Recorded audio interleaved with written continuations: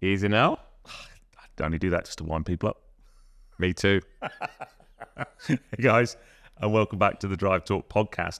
We're back at Podium Place, but we're in a cool new venue for the pod.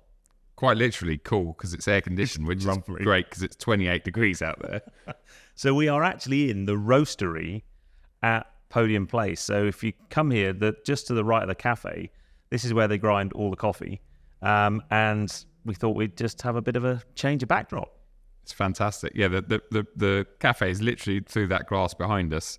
And it's pretty much soundproof. There's a beautiful DBS just driven past. Drives past. We've got a V12 Vantage literally there, and the car behind that. See, I had a look at that yellow NSX. That's quite special. There's some lovely bits of kit in on the turntables and on show. Talking of lovely bits of kit, well, I think we should give our headline sponsor a good shout out, Michelin, and this beautiful Porsche GT3 tyre. So when we were chatting with Michelin, we wanted to know why they didn't put these amazing sidewalls on their road tyres. And apparently the reason is the white writing over time, and if it's got sort of sun on it, turns yellow. And they've not managed to work out how to make it stay white. And that's why they don't put it on road tyres. Yeah, it's a pity, isn't it? Because I think when it's relatively new and clean like this one is, and that lives in my garage, so it doesn't get the sun on it, it looks lovely. But you can imagine, 6 months down the line, when it's a bit grubby, it maybe wouldn't be the best looking thing. Because I guess on race cars, that lasts, it's only out for a day or two, isn't it? Yeah. And then it's replaced. So, big, huge thanks to Michelin for everything, all the support, and keeping both of us safe on the road as well. Indeed. So, this episode, we've got quite a lot to catch up on. We thought we'd give you a bit of a sort of heads up of what we've been up to recently. Although you've been tuning into our channels and tuning into the podcast, there's a few things that have been covered on there anyway. And then we do want to have a chat about the state of the car sales market here in the UK particularly, because all the examples we're going to use are in the UK. But I guess it's probably a similar picture in lots of other countries as well. The dynamics happening in the market are dynamics that are happening everywhere. I think so. I think just because of what's happened in the world, let's talk, say, 2020, 2021, the after effect of that is, I think, affected the car market pretty similar all around. But we're interested to hear, once we've talked about that, let us know in the comments below if you're watching on YouTube. Or drop our Drive Talk podcast a DM and let us know if it is different in your countries, because I know when I talk about new car prices on my channel a lot of my Irish viewers say that we can't complain about prices because Ireland pay twice as much, and I think Turkey's horrendous.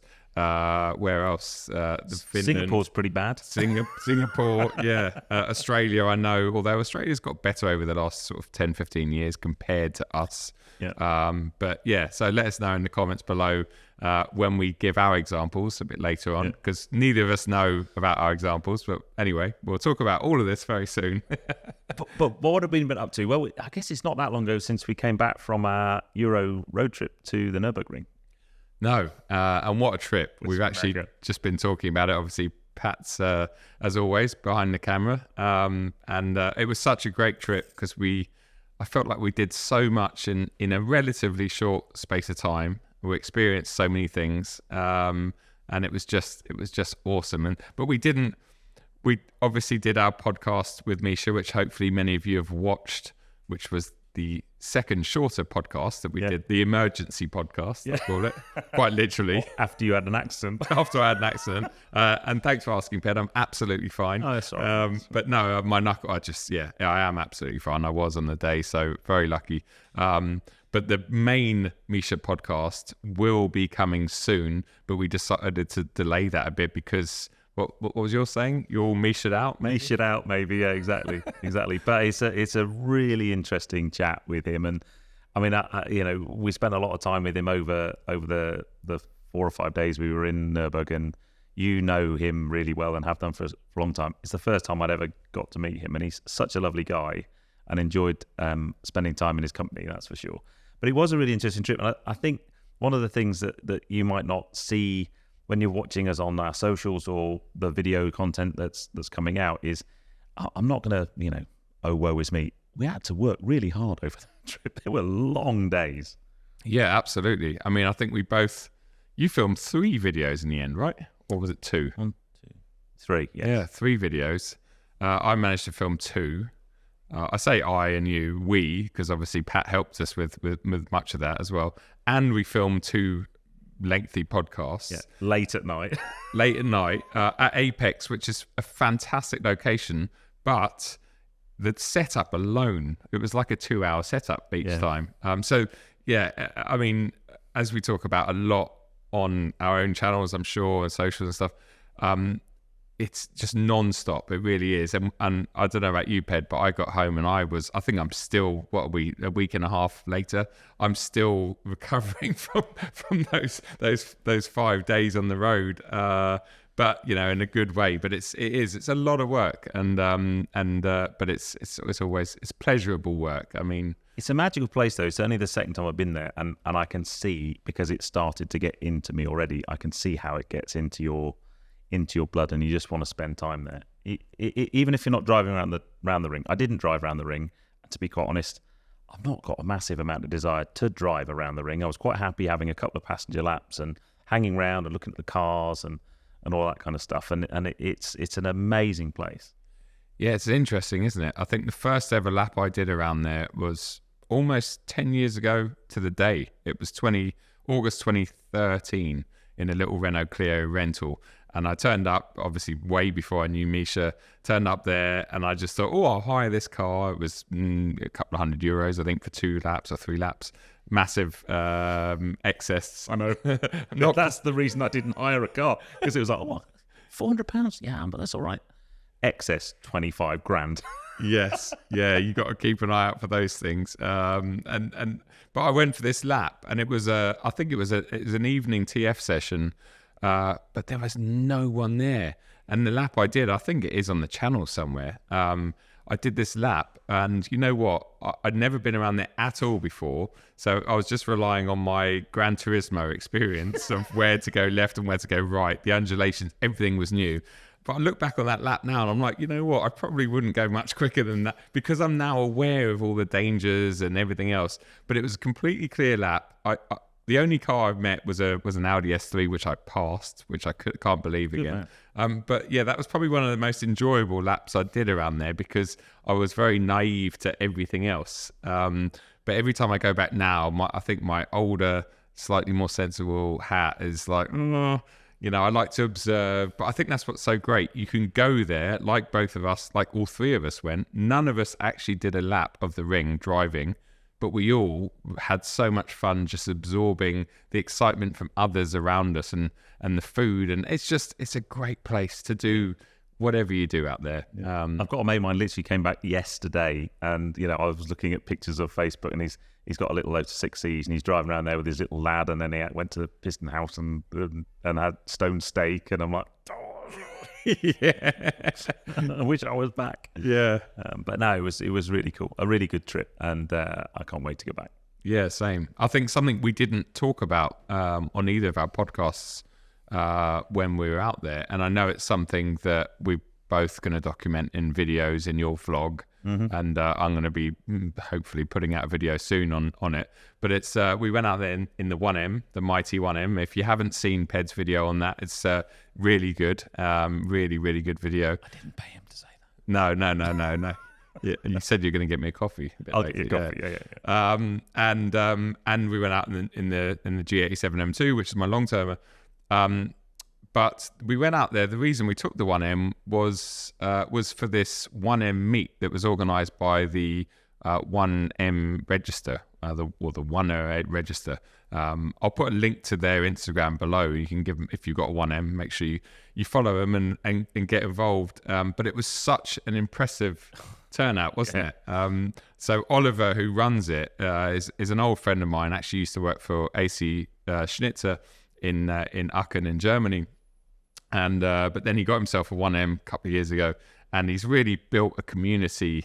And honestly, this meet, there was 80 1Ms, all various. So the standard colours for the 1M are the Valencia orange, Alpine white, and sapphire black. obviously we had the white one, but there was... You can tell you're a BMW guy because I've got a white, black and orange. Well, yeah, I hope I've got them right, though. There's always a big risk of doing those things, isn't it? It's like if you get it wrong. But yeah, and obviously there was an equal amount of each there, but then there was a Java Green one, which is the one of one that came out of the factory, individual Java Green. There was also a stunning one from Dubai. Oh, mate. It was just beautiful, wasn't it? It had what sort of paint on it? It wasn't a wrap. It's removable, peelable paint. Peelable paint, that's right. But it looked, the colour, I don't know how to describe it, but it just suited the car so well. Like sage green. Like a metallic-y sage green. Beautiful thing. Really beautiful. And it was just lovely. And everyone, like-minded people, very like-minded people, because everyone had a 1M.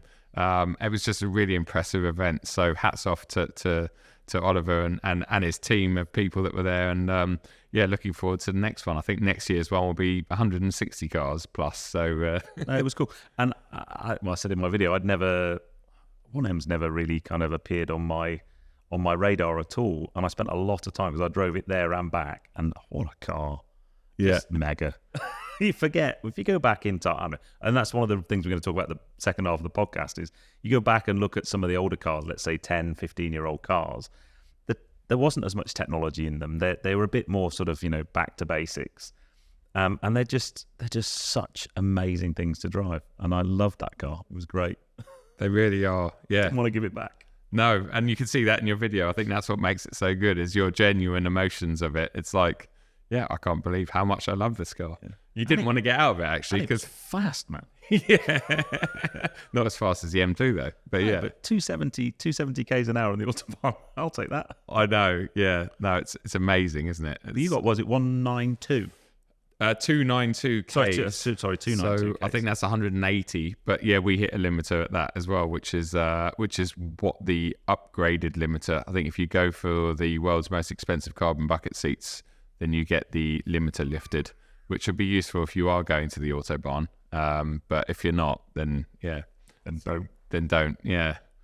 So, what are we driving at the moment? Because we're always jumping in and out of press cars and stuff, and you've rocked up in a car I'm quite interested in because I've actually got it in about a week's time. Yes, we do cross over a lot of cars, don't we? Well, I've still got the wonderful M2, which is the long term I've got, which is great. And that means my touring, good or bad, has been sitting in my storage unit where my normal M2 would normally be sitting, but the normal M2 is at Swift Performance with its engine out still. So sorry, what happened? What happened to your M2? Money shift. Yeah.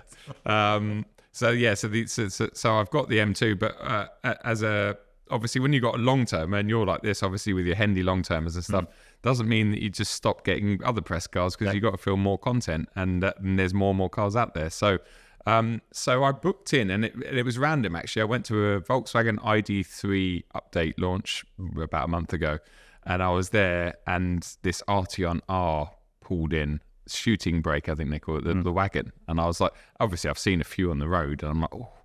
And I went in and lovely Nikki, who works at Volkswagen UK, I said, oh, what's the deal with them? You got one? She said, oh, actually that's coming back to us in the next couple of weeks. I can book it in, whatever. So I thought, oh, actually, you know what? I wouldn't normally have asked for that, but why not? And it is really, really nice. It's really, really expensive. That the one I've got and the one that you're getting it has a retail price with options of about £68,000. So like everything on the road, but it's a fantastic. If SUVs, if people weren't obsessing over SUVs as family cars, I don't think family cars could get much better than that. And you'll discover why. I don't want to ruin too much of it or taint your view on it, because I know we both have our own opinions, but there's no denying its practicality, its boot space, its rear seat space. It's just ridiculous. It's on such a different level. As you can probably see there, it's struggling to fit in a very big long parking space. Well, I went on a VW thing and I hadn't had a VW press car, and I said, look, I'd really like to just get into. I've really wanted a Golf GTR or a Golf R because I haven't driven the latest gen of those, and they didn't have one. I said, but we've got this Arteon, and I went, well, actually, for my lifestyle, that's probably a way better car than a Golf, because I can get my bike in the back, loads of room for the dogs. So I'm looking forward to that. Yeah, no, I think you enjoy it, mate. But yeah, it's interesting package, and it's something that even my neighbours have come up going, "What is that?" Like, obviously they know it's a Volkswagen, but it is such a rare sight to see one. They're very low numbers, maybe partly due to the fact that people don't want to spend 60, 65, 70 grand on a Volkswagen. But it is a cool piece of kit. So yeah. Anyways, yeah. So we're moving on, aren't we? Now we're not. Yeah. Yeah. No. Sorry, What? I've asked what you could turn up in. Yes. Yeah. Oh, I get press cars all the time as well. I've got press cars booked out till October. I've turned up in something today. have you? Yeah. Oh. Okay. What's that then? It's just literally just parked out. Oh no, mate. We're not. Well, Look, I'm not talking about Tesla on this podcast. It's a Tesla Model Y performance. Wicked. It's just wicked. Wow. It's amazing. I can't, mate. Honestly, we're not talking about your. No, Tesla. that's it. But no, No. Look, no. We can. Patrick. I can You know persuade what? you. You know what? I can persuade you. This It's is a good great car. time for Patrick to jump on, because I am not going to sit here and talk to you about Teslas, whereas Patrick needs to. Everyone needs to see. I'm sure people are keen to meet Patrick, and Patrick also has a soft spot for those things out there. Amazing. No, just stop it. I tell you, go and get Patrick, us a go and get Patrick, us a coffee. get over here. Go and go. Well, I've really upset him, haven't I can't. Go on, It's in you go. you really are, aren't you? I can't. You two share a bit. Mind the game was round the back of your legs. You two share a bit of Tesla love while I go and get everyone a coffee. Yeah. I should disclaimer quickly. I wouldn't call it love. I'd just call it an appreciation. Well, so everyone, this is Patrick. Hello. So finally, we got you on the podcast. I know, yeah. Now the reason, so you had a Tesla in the States as a hire car. I did. I had a spate of Teslas, actually. I had one in the States and one then also in France, in Europe. But I should start this with, I've also had bad experiences in electric cars, Yeah. but normally nothing to do with the car. So I No. did a European road trip. We did 2,600 miles in an Ioniq 5, and it was amazing. The car was brilliant. The charging infrastructure was terrible. So I've always been apprehensive about electric, because I said, look, cars are great. I've been in an I-Pace. I've done loads of different things. e-trons, great cars. Yeah. But the charging infrastructure in Europe and in the UK always let it down. Now, when I drove a Tesla, I mean, you can talk about driving one in the UK. Yeah. When I did it in California, in LA, and then in San Francisco and down to Monterey, unbelievable. Like I didn't realize how easy it would be. It was such an easy experience. It's so I'm going to do a full video on the car. And like you, I've driven lots of electric cars, and I've had a few nightmares charging. And I often say on the channel, if you want to live with an electric car, buy a Tesla. Yeah. And I know there's lots of Tesla fanboys out there, and I'm not kind of sucking up to them or anything, but you don't have range anxiety in a Tesla. I can't believe we're both sitting here advocating Teslas, because prior to driving them, I thought it would be the same experience of all other electric cars, which it's actually almost the inverse, that isn't the best car ever, but it's made up by the infrastructure that makes it easy to live with. Yep. And then you switch that around to like a really nice Taycan or equivalent, or an Ioniq 5 or 6 or the GT that you had, the Kia thing. But the charging infrastructure is not there. It doesn't matter how nice the car is. If you have to sit at 2 hours at a slow charger at a services to get home, it ruins the experience. So disclaimer, it's quite dull. I mean, it's fast. Yeah. It's actually quite good around the corners, and it's fast in a straight line, 0 to 60, 3.5 seconds. Yeah. Right? Well, I learned they're quite good in the corners until they're not. Until they're not, and then you're in a world of hurts. Yeah, then it's a lot of four-wheel understeer. So it is a bit dull. Yeah. It's not a pretty car. No. And even the most kind of fanatical Tesla owner will say they're not built great. No, they're not. They're not. However, put those things to one side. Yeah. To live with. So little things. So I picked that up from Tesla in Bournemouth. Big shout out to Hayden and the guys at Tesla Bournemouth. They reached out and said, come and have our Model Y performance for a week and live with it. Picked it up from there, drove to Cafe in a Machine for a meeting, and then from How many miles is that? That's a long way. 120 something miles. So what, you 50% out of the charge there? Or Pretty much got there 50%. Plugged in my home address, and it said, basically, you haven't got enough charge to get home. You'll get home with minus 1%. Yeah. But stop off at the supercharger in Banbury for 5 minutes, and that'll get you home. Yeah, so that I'd say technology-wise, Tesla have a few things pretty nailed. Their autopilot system, we can't get the full self-driving in the UK, and the one I rented in America, you couldn't either. Yeah. But it does do the steering and the pedals like a quite high level cruise control. It's like autonomous. It's like level 2. Yeah, and then that's really nice. It's like $6,000 or $7,000. Yeah, extra. Yeah. But that was quite nice. The other thing I really liked about it was you don't end up using Waze. Nope. You end up using their inbuilt sat nav because there's no Apple CarPlay or anything. Do that, yeah. But what it does do is it always makes sure you get home and you can set like a range that you want to have left. Normally it tries to get you home with 20% or something. Yeah. And that's really nice. And then if you have a home charger, you can kind of reset that process. And when you do a long trip, say Bournemouth up to Caffeine and Machine, then you have to charge on the road. But other than that, like if you charge at home, any electric car is good as a commuter vehicle. And then if you take one of those on the road and you do a long road trip, if you need superchargers really to make it work. If you have a charger at home and you're running an EV and you're every day doing journeys within the range limit of that car, they're super cheap to run and super easy. And I did that with my Mach-E long term. You go on a longer journey, the infrastructure is getting much better. Instavolt, and there's lots of good operators out there now. GridServe are amazing. They're electric forecourts, but it's still quite fragmented. And it's the bit that I still don't get is the integration of that with the charge network. So I go to Banbury and on the sat nav, I can click the Banbury supercharge station. I can see it's got 8 bays, 6 of them are empty. Yeah. Only 2 of them are used. The car knows we're going to charge, so it starts to precondition the battery. Preconditioning, yeah, that's really clever. Get there, plug it in. There's no card, no app. It's just recognises the car. So from a rental car perspective, that was by far the nicest part of the experience because I was apprehensive about, okay, I've got the car, but when I go to how do I get charged? And it literally just the center screen comes up with the charging system on it, and it says, "Oh, this much charged." And when you get back in at the end of a charging session, it just says, "Oh, that was $17. It did this much kilowatts." And at the end of my rental thing, they just sent me a bill for the equivalent energy usage. And that was really simple. I plugged it in, it was charging at 600 miles an hour. Yeah, so another thing, I don't know what it's like in the UK. It's probably the same as America, but the American chargers are super fast. Yeah. Like I would go and get dinner at like a shopping center equivalent, plug it in, 15 minutes later, come back, it's added 40% or something, and I'm just back on the road. I never thought about charging. And I guess maybe because I'm on a holiday trip, I was on a work trip with an extended holiday at the end where I rented the car. Maybe because of that, and I was eating out every day, it was more natural. Maybe if you're going home, you don't want to stop at a supercharger. Yeah. But if you're going home, you've got 12 hours until the next time you use the car. You charge it overnight.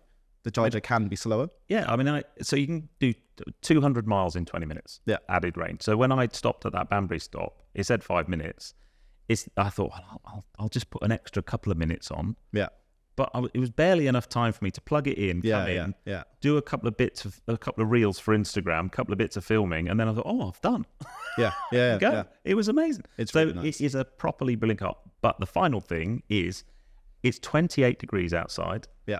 I brought my dogs with me today because I thought, they can come on the podcast. But unfortunately, because we're in the roaster room, can't bring them in here. So they are in the car. On dog mode.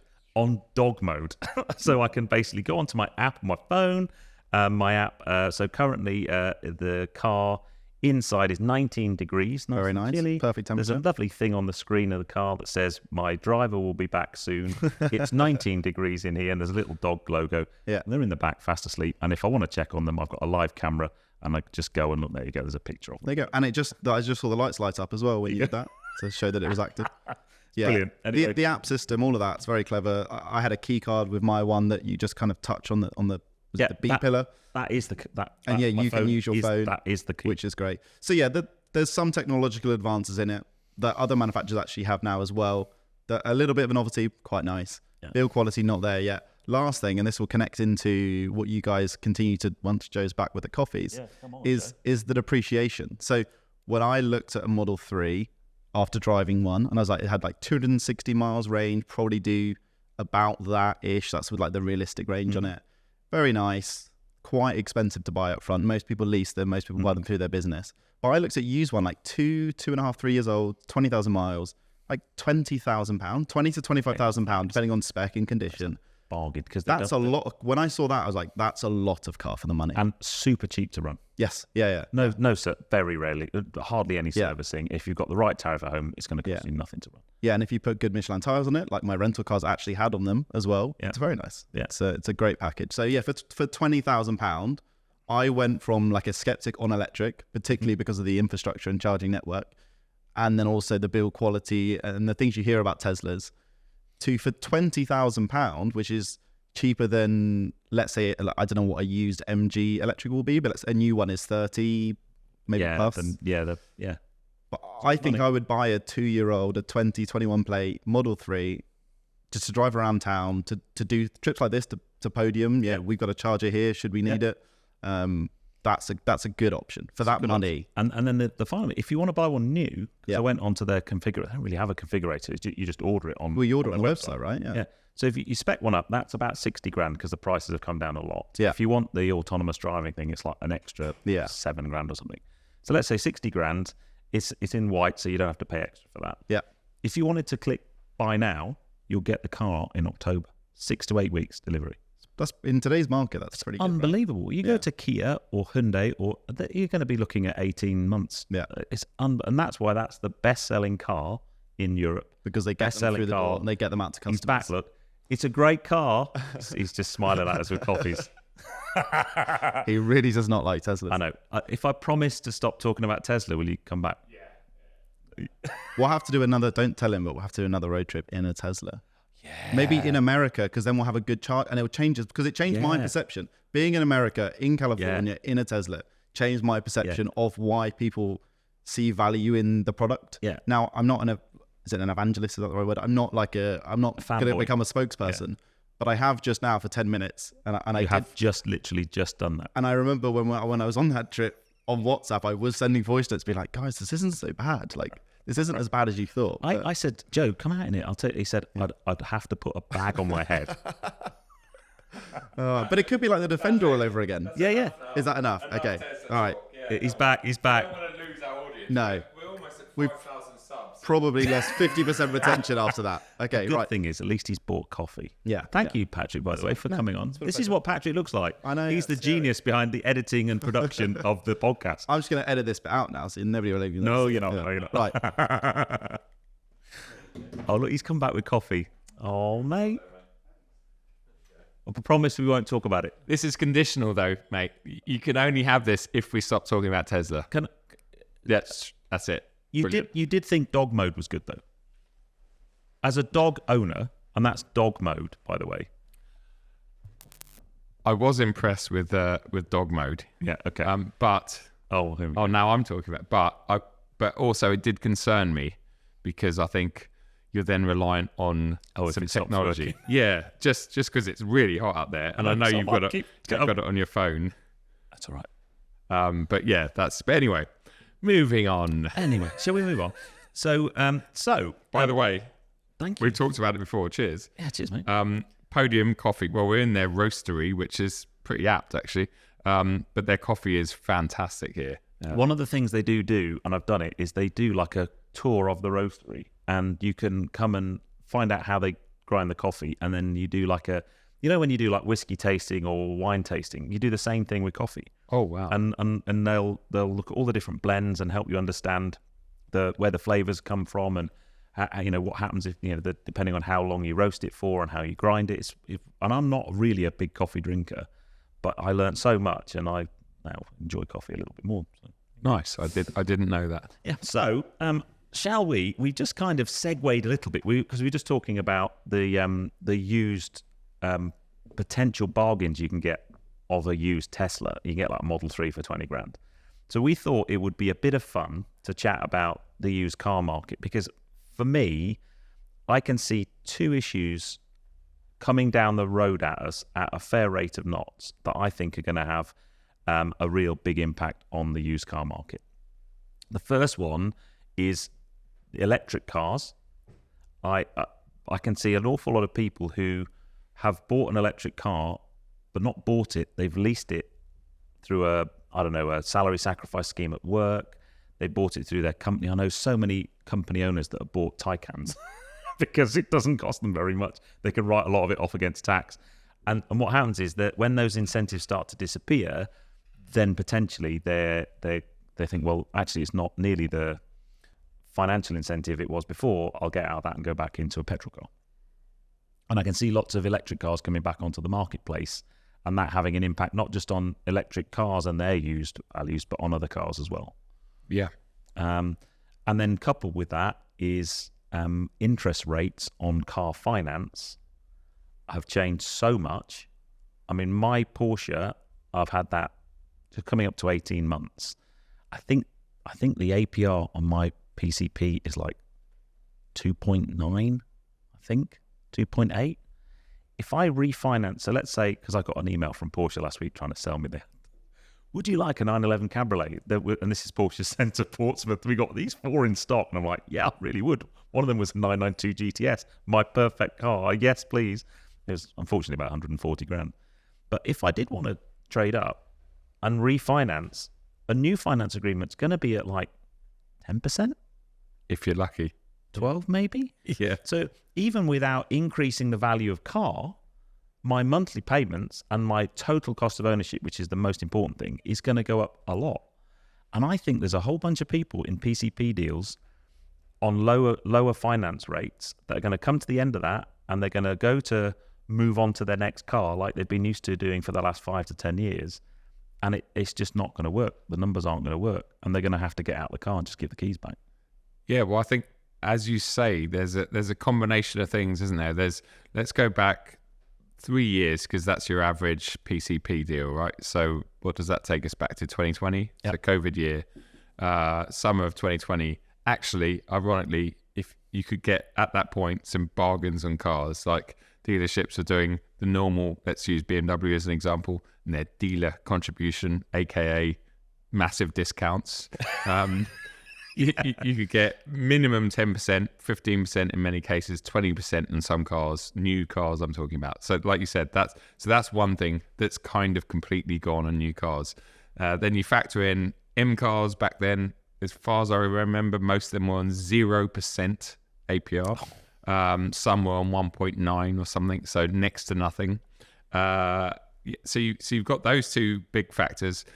Then when you factor in the discounts are gone, retail prices have gone up substantially since then. Yeah, 20% probably in the last 3 years, if not more. Unless Tesla. So they've come down. Have they actually? Big style. Yeah. Wow. Wait, are we talking about Tesla again? Sorry. No, carry on. Carry on. I'm intrigued. In the UK, they slashed the price of their new cars, what have you got, 9 months ago, and they've just done the same in the States by like 20-odd%. Wow. For Model S and Model X, because they don't really sell that many of them, as it like makes up 10% of their total sales. They just literally slashed the price. Wow. Well, I think just going back quickly to the third variable, or I don't know, the third thing that's really going to affect, or that is affecting car prices and finance deals, is not only that we don't get a discount as much or anything at all. Finance rates have gone through the roof. There's something else which is going to tie in nicely with what we're about to talk about, things that have depreciated really badly, is the residual value of the car, the final amount that the finance company, whether it's an in-house finance company or an external one, that it gives you guaranteed value for your car. Now that value is, I can imagine, has really collapsed, i.e. you're now paying off a much bigger amount of the car than you would have been 3 or 4 years ago, because finance companies understandably have gone, oh, well, wait a second, we can't guarantee that amount anymore because we don't really know, especially in a lot of EV cases. So you're paying off a bigger payment to start with. You're paying off more of it over that period of time than you would have before. You're not getting a discount. I mean, it's just, there's so many things that have suddenly meant that your typical monthly finance PCP rate is probably, on average, close to double, I would say. Yeah. So you're having to downsize, you're having to do whatever you can. But I guess, I mean, it's a bit like mortgages, right? I mean, I'm old enough to remember my first house when I bought my first house, I think the mortgage rate I signed up to was about 7.5% to 8%. And I remember the mortgage advisor at the bank saying, now, before you sign, we just need to check. If it went up to 14%, can you still make the payments? Right? Wow. Now, there's a whole generation almost of people who expect mortgage rates to be like 2, 3, 4%. And they're getting bitten now because they're going up. Car finance is the same thing. We've had such low rates for such a long time.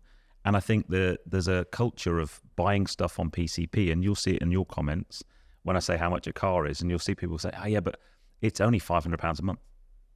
Well, yeah, that's the £500 a month, but there's two other elements to the amount you pay. There's what you pay up front and what you have to pay at the end. Yep. And you add all of that together, then you see what the number is. But shall we have so we challenged each other to have a scan through. Now, we're not sponsored by Autotrader, but there are other sites. I happen to use Autotrader, but I did have a look on Cinch and a couple of other ones to try and find some interesting used cars that might, either be mega bargains or cars that we lust after and we think, whoa. Yep. Who's going first? I've got one based on what we were driving in Germany. Oh, okay. Well, then I think it's got to be you that starts. He's got the laptop. Hold on, it's getting serious. My laptop and my glasses. Is it real, or is that just a prop? Is that just to make you look? What? My laptop? I'll put my glasses on probably. There we go. Yeah. Right, so I've gone BMW 1M. Oh, okay. Okay. So what are we talking? Because I think the way we should do this is we should kind of ask each other what.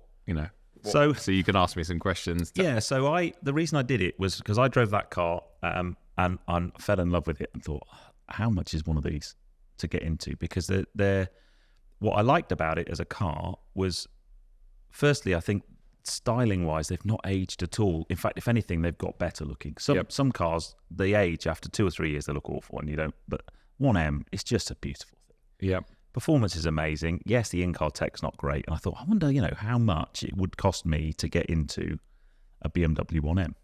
So how much were they new? Can you remember? So new, they were just under 40 grand. There was very few options off memory. I think they were about 39.5 back in 2011. Right, okay. So on my Auto Trader search, the cheapest one I could find.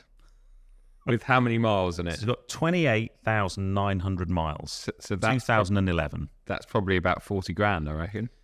48. 48. 47,999 or 990.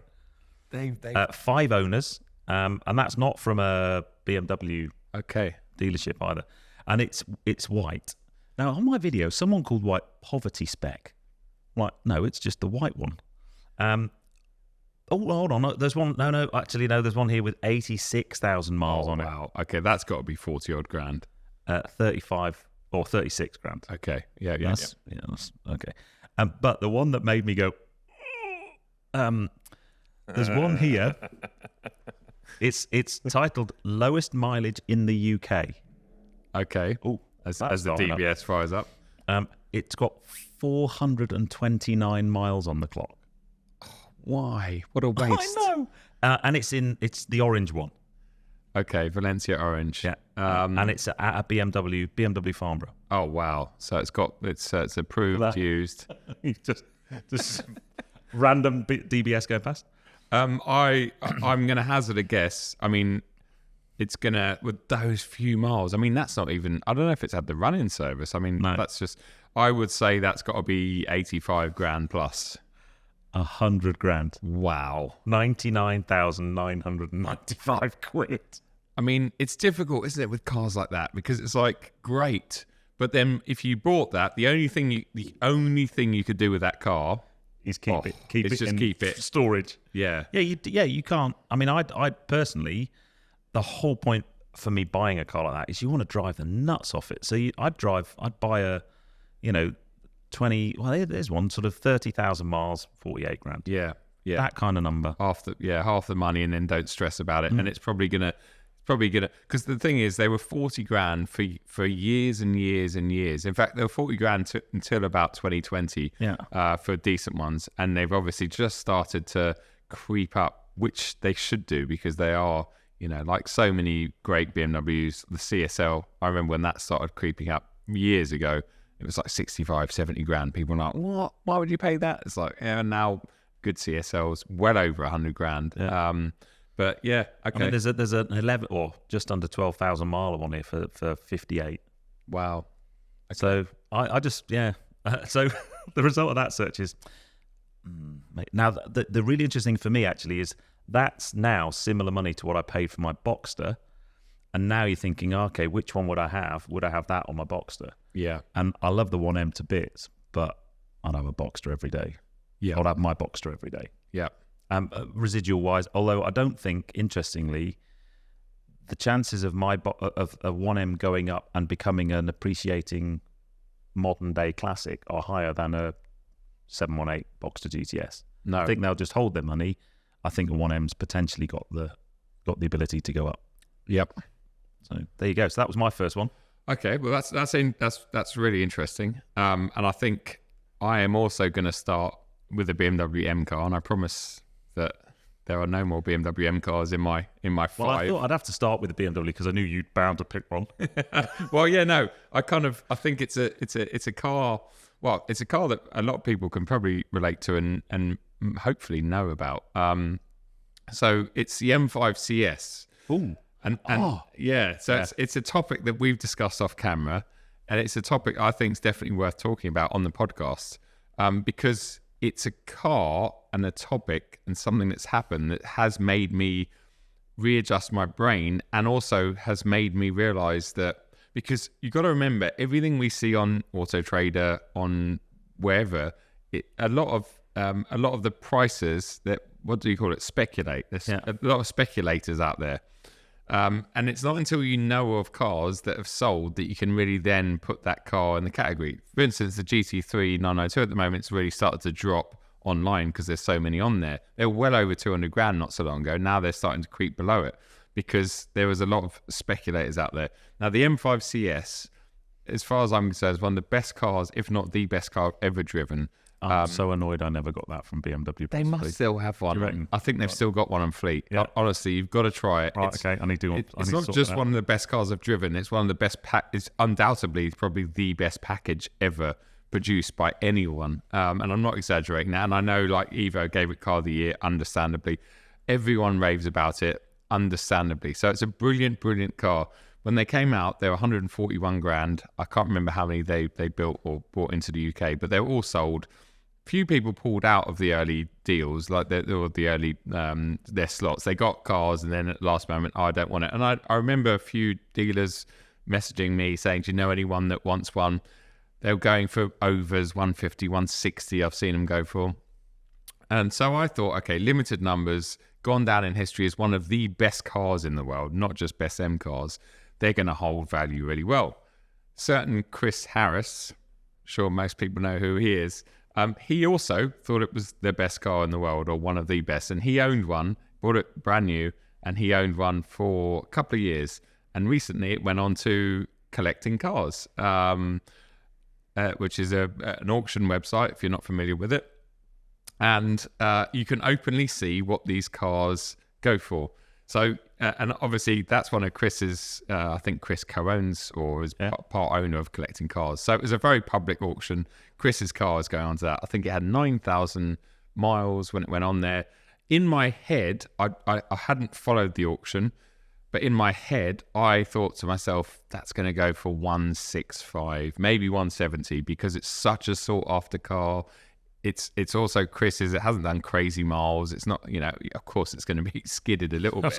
It would have done a few skids. A few skids, but you'd hope it's, you'd hope it was strong enough to do a few skids as a modern car. Anyway, it went for £110,000 plus. Mate. I know they have fees. I think it was like 116-ish, 117 if you added up everything.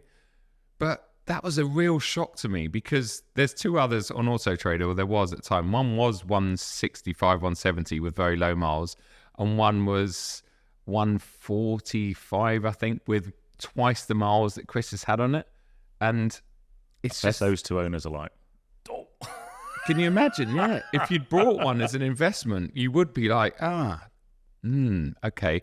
And that really opened my eyes because I thought, okay, that is a very sought after car that's owned by a sought after person in the best spec possible. That lovely green. See, I don't know all my BMW colours. Green. It's actually a bit like my shorts. Yeah. That green.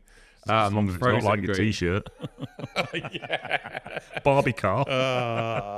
I had to get that in. Sorry. That's all right. Yeah. So anyway, but yeah, that was something that really reset my mind because I thought that's a low number, sought after car, and it went way below what I thought. And I'm sure Chris, I can imagine even he's gutted because I bet you they all assumed that was going to go for at least what he paid for it, which would have been around 140. So that's my first. My first car, which is a bit outrageously priced. But yeah. Anyway, over to you. I'm going to go electric. Yep. Of course you are. Not Tesla, obviously. Okay, I'm listening. Patrick, sit back down. You don't need to come over. I'm listening. I'm going Audi. Okay. I think I know where this is going. No. Oh. So no, I don't know whether it is. So I think this is one of the best looking cars Audi make. Oh, e-tron GT. Yes. Yeah, one of the best looking cars out there, I think. Yeah. E-tron GT, basic underpinnings the same as a Taycan, right? So they're very similar underneath. Amazing car to drive. We've both driven one. Yep. Both drove one in the north of Scotland on a trip where we didn't have enough range to do the press route. But never mind. So this particular car is a 2021 car, so 71 reg, and it's got 3,700 miles on the clock. So it's pretty much 2 years or less. Yeah. So still got it's done 3,000 miles. So it's been run in. It's just an e-tron GT. It's not the RS. Yep. I'm trying to think how much have those been new. I think the basic e-tron GT starts at about 85 grand now. Okay. What colour? It's like a gunmetal grey. And I'll get the proper colour. It's bound to be on the description somewhere. That's all right. No, gunmetal grey with black leather. Yeah. So it's quite a desirable spec then. Yeah. Daytona grey. Daytona grey. Pearlescent Daytona grey, black trim, pan roof, 20-inch alloys. It's hardly been used. Yeah. I would hope that it would be at least 65 grand. 63. Okay. 62,950. Wow. So it's lost 20 grand in 2 years, but hardly been used. Yeah. Okay. I mean, it's not horrific. Not horrific, but it's the kind of, that's why I buy used cars, because I'd buy that and go, someone else has taken the hit. Taken 20 grand of hit on that. Because if we went back 12 months where that car was a year old, I bet you it would have been very close to its retail price, because there would have been 12 months ago, there would have been a horrendous wait. Yeah. Everyone wanted them. Wow. Okay. That's an interesting if you want to get into a beautiful looking performance EV, it's not a Tesla. And I thought that was quite, don't get me wrong, it's still 63 grand. It's a lot of money. You said beautiful looking. You didn't then have to caveat that with it's not a Tesla. I said, all right, okay. You're going to be getting some direct DMs on X from Elon. Oh, yeah.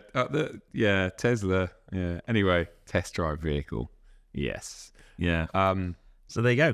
I thought I was quite, Do you know what I was about to say? Because I'm looking straight at the Tesla. Unfortunately, that's probably why I'm looking more at the camera in this episode, not towards Pete, because I have to look at that Tesla. I was going to say, one great thing about Teslas is they tend to come, the majority of them come on Michelin tyres, but that one's on Pirellis. That one's on Pirellis. So I can't even. I was going to say that I'm just checking. Dog mode's still active. Good. Yeah. And it's only used 3% of battery while it's been sat there on dog mode. For a couple hours now. Yeah. Okay. Impressive. Okay. Oh, well, that's an interesting one. I mean, yeah, that's obviously, again, it's showing. And once again, what was it? 63 at dealer? Yeah. Yeah. I bet you if you walked in there, in fact, I guarantee if you walked in there and offered them 60 grand, they would take it.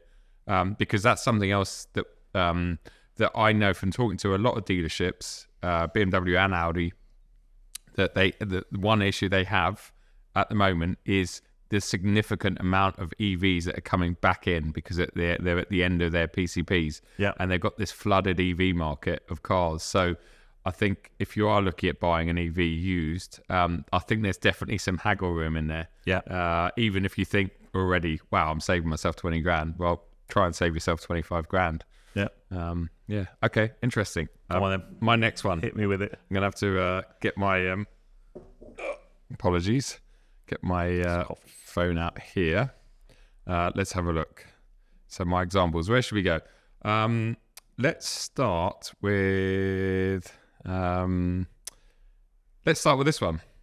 It's another Audi. I'm sorry, Audi. Oh, okay. But it's not an electric Audi. Okay. It's a lovely car, and in fact, I know you just said that's 64 grand or whatever, and that's, you know, in today's world great value, which it is comparing to a new one. This is just on another planet in my head. So it's a 22 plate, so barely just over a year old. Audi A8. Ooh. 3-litre TDI 50 black edition. Daytona grey, black leather, so similar spec. And A8s are lovely. So this car, I should have looked it up, but off the top of my head, as this is spec'd, because it has it has everything, and it's the black edition. Yeah. So it's done 11,000 miles. So again, So it's barely running. running. At a main dealer. Oh no, I'm gonna. All right, go on then. New, I think, as spec, this would have been about 110 grand. Right. 1 year ago. Oh no. You just come on, just Give me a number. I'm going to say massage seats as well option. I'm going to say 65 grand. 52,194. Oh, And look at that! Look, what a beautiful that's car. halved in value. Halved in value in 1 year and just over 10,000 miles. Oh, you're better at this game than me. Well, I wasn't looking at that initially. I was actually looking at 7 Series. Such a chauffeur car, though, isn't it? Well, no, because it's not even a long wheelbase, though. I mean, it is, but it's not, because it's not a long wheelbase. So this is actually, you know, a regular A8. Wow. I mean, what, you know, when you can pay nearly 50 grand for a Golf R or... Because the S8, Yeah. that blew me away, that car. Yep. Because I remember talking to Lou, actually. I wanted a press car. She went, why don't you try an S8? I was like, really? Wow. I think that's still one of the best cars Audi's made in the last 10 years, yes, eh? And that's a diesel as well, so that's going to like do about 1 million miles to the gallon. Exactly, 1 million miles to the gallon, 1 million newton meters of torque. I mean, it's just... They're approximate figures, by the way. Yes. 1 million newton meters. Yeah, maybe not quite 1 million. Yeah. Probably just a little bit less. Yeah. But what a car, what a spec. I mean, it's just crazy for 50 grand. And again, it's 52,194. I bet you if you walked in there today, you could get it for 50 grand. £50,000. I know I sound like a car salesman, but in today's market where you can't get an M2 for less than 65 grand. Yeah. It's a lot of car for 50 grand. Oh, yeah. So yeah, there's my next example. Wow. Now I'm going a bit left field here. All right. A Ferrari. And the reason I've done this is because there's a whole kind of subject that sits behind this, is that the whole jump into supercar ownership, whether it's a Ferrari or a McLaren or a Lamborghini or whatever, when you go back and look at an older car, they start to become, if you like, an acceptable, doable amount of money to buy. Yep. So I'm going, it's a 2012 car with 20,000 miles on the clock. It's in California or something, isn't it? It is. Okay. And the reason I've gone California, because it's what was that? Sorry, whenever I see a California, Yeah, I know. But the reason I picked it is because a lot of people go, yeah, when you drive one, they're actually not that bad. And I've got seats in the back for the dog. Okay. Oh yeah, you do have seats in the back. And it's a soft top. Yes. Right. So it's right up your street. Yeah. So all the things you hate about cars. I can see you 5 years from now. You're going to have your Tesla Model ugly. What's it called? Y. Model Y. Yeah. And Tesla Y. Tesla Y. And your California. Yeah. I can just No, but I'd have a Portofino M, but I can't afford one of them. Okay. Sorry. Anyway, I'm ruining. Right. So how much then for? It's like 11 years old. Yep. It's the Rosso Crema, so it's red with cream interior. What do you reckon? What were they new? Can you remember what they were new? About 120, 130. Yeah, okay. So 2011. So it's 11-year-old Fiat. Sorry, Ferrari. Sorry about that, Ferrari, if you're watching. Oh no, they don't give me cars anyway. I don't. How many miles? 20,000. 20,000. Okay, so not really. Barely any. Exactly. I actually have absolutely no idea. So I'm going to say £60,000. It's 68. Oh, okay. All right. Right. Yep. So I mean, the reason so there's that. The other one, I'll kind of combine these two together. The other one I pulled out, which is a similar thing, is a McLaren 12C. Ooh. Right. Now you'd have to be quite brave to buy a McLaren 12C. Yep. I think. But it's not come up as 12C. Why did McLarens go wrong today ever? Well, you should say that, but I know people who've got them, and they don't. I don't think actually they're that as nearly as bad as people. Everybody. So do you not? Every Everyone's car got a you story. get, whenever I do a Land Rover, they're terrible. They break down. I've had 4, and I've never had a problem with them. Yep. You do. You get the same with BMWs and so on. So Never BMWs just don't break down. no, but you can pick up a used 12C for like, there's one here for 68. Okay, so with 35,000 miles on the clock, about the same sort of age. I mean, that's a serious car for that kind of money, isn't it? Yeah. I mean, that is a genuine supercar. Yeah, and the reason I thought I'd have a look at it, because I was at Goodwood Hotel this week doing some filming with another car, and there was a black one parked outside, a black 12C, and I thought, that's a nice car. And they're about sort of 60, 70,000 quid. My problem with it is, or my issue with it is, and that's why I thought I'd bring them up, is how brave do you have to be to buy an 11-year-old McLaren or an 11-year-old Ferrari? I mean, interestingly, this one here has still got full McLaren warranty on it. Well, I think and jokes aside, but I think by that stage, you would have thought that most of the issues that it had, or maybe didn't, have been ironed out by then, by that point. They've all been fixed. But yeah, you would have to be brave, but that's a lot of car for the money. And I think going back to the Ferrari as well, okay, so I maybe undervalued it a bit. But I guess I see what your point is, in the sense that if you were to go out and buy a new Ferrari today, what's the cheapest Ferrari you can buy? You can't use the word cheap, could you, a Ferrari? 120 grand probably. Must be more than that. I don't know. Is it? Yeah. Yeah. Yeah, Roma or something with no specs going to be close to 200 grand. I've got one of them in a couple of weeks' time. Oh, what, you buying one? Yeah, that's right. Yeah. Oh, you got they are beautiful. Yeah. They're very Aston Martin looking, which is a good thing. Yeah, so but how cheaply can you get into a supercar? My next neighbour's just picked up an R8 manual V8. Ooh, nice, stunning car, just low 30,000 miles. Yeah, 40 grand. Wow. See, that to me is a good buy. Yeah, because it's a limited run spec one. It's beautiful. Yeah. So I just thought it'd be interesting. How cheaply can you get into a supercar? Yep.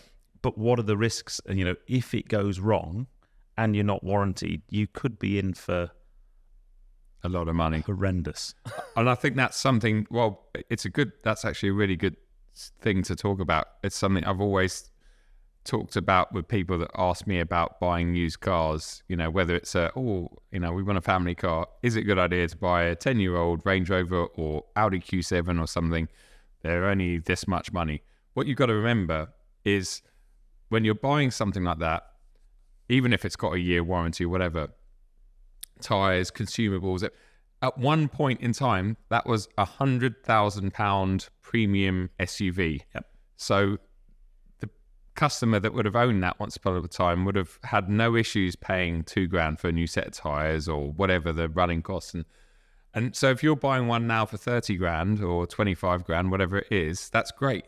But it doesn't mean that the repair costs or the consumable costs are going to suddenly be 30% of the cost, because they're still going to be, if anything, more than they were when the car was new because of inflation. So always bear that in mind with stuff. It's all very well buying a £70,000 McLaren, but when something goes wrong with it, you've got to really be ready to pay for it. Otherwise, you're left with a car that's worthless. But yeah, that's interesting. I mean, I don't think I'm going to be going out and buying a used supercar. And I think, I don't know what you're like, the more, when I started YouTube, I thought, one day I want a supercar. Yes.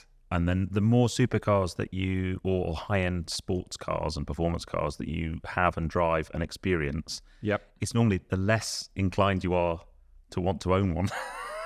Yes. Because they're, do you know what I mean? They're kind of, you park them up and you're worried about them, the cost of mileage. If it's a press car, you don't worry about putting miles on a car, but when it's your own, then then you do. Yeah, absolutely. No, I think we're very privileged in that sense that we get to dip in and try these things, but actually give them back at the end of the day and go, right, the running costs are yours, mate. They're not ours. I reckon this could be our last one. Okay. What, is your go again? No, sure go. Oh, right. Okay. You got to come up with one. Oh, yeah. Because we're basically on the hour, aren't we? Well, you did the runner and went and got the coffees when we were talking about the Model Y. Yeah, no, it's great. It's lovely to escape for that. Okay, so this one, I know I did have a few more, but I'm going to have to talk about this one because I think it is quite ridiculous. So it's a BMW again. Right. It's an M8. Now I think the M8s came out in 2020. I remember going to Finca. Do you remember that? Because I remember you going there, but I remember you being extremely hungover, so I thought you might have forgotten most of that trip. It's very rude. Not as bad as the 1 Series launch in Brighton. Oh yeah, that was bad. That's a podcast. That's a podcast in its own right. Yeah. Who does cocktail making at the beginning of? Oh, that was savage, wasn't it? Yeah. Oh my goodness! I can't taste the alcohol. Yeah, just pour a bit more in. We weren't driving, by the way. This was an evening thing, but that was dangerous. Yeah, good times. That was just before COVID. Yeah, that was literally one of the last events, wasn't it? So M8 Coupe, right? So the 2-door version. Yeah. It's a 2022 model. Wow. So I could have gone older. Obviously, there was much cheaper ones on the internet, but I wanted. So this is a year old. It has done, again, 11,000 miles. I've obviously got something about 11,000 miles. So that's your average mileage over a year. Yep. So average mileage, one owner. It's pretty much fully loaded. And not only that, it has full black merino and Alcantara leather, but it's an individual Rosso Corsa paint. Oh. I mean, I think it looks absolutely... Yeah, you can't show me the picture once you've... Oh, yeah, I can't show you the price, can I? Yeah, I'll show... Yeah. Well, that's hello. Yeah. So Rosso Corsa looks great with all the black and carbon. Yeah. Really nice carbon roof, obviously, Sand. Retail. So the retail of this, so 140 base with the options in the Rosso Corsa, probably 155, maybe 160. Wow. And this was a year ago. So would that customer have got any discount? Probably not much. So what's it? Let's call it a £160,000 car 12 months ago. How much is it today? It's got to be six figures. I'm going to say 100 grand. I can't. Don't tell me it's less than 100 grand. And this is a main dealer car as well. I mean, one owner car, like I said. Corn. No. Oh my God. £76,000. 76 for an individual Rosso Corsa M8 Coupe. Whoever has this car in stock, you can thank me later if it's sold off this podcast. That's more than halved in a year. It's crazy, isn't it? Basically 75. Again, you could walk in, I bet you could knock 75 grand for that much car in an individual. It's crazy. Oh, you're way better at this game than me. I had an iPace on my list. Oh yeah, they just turned up. Yeah. Oh, well, I had an e-tron as well, which is because there are. It's funny. I started looking at EVs, everything, and they are cars in general that have gone like that. But then I started going, no, what about this and what about that? And I'm glad that I kind of did. So can you imagine if you're that guy? Oh, I mean.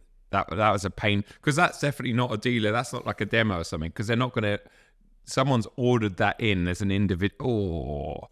Oh, 80. That's more. So that's worth. Well, going off my calculations at 160. That's It's lost more than 50% of its value, right? 160, 80, 70. It's lost a Ferrari California in value. That's going some. That's crazy.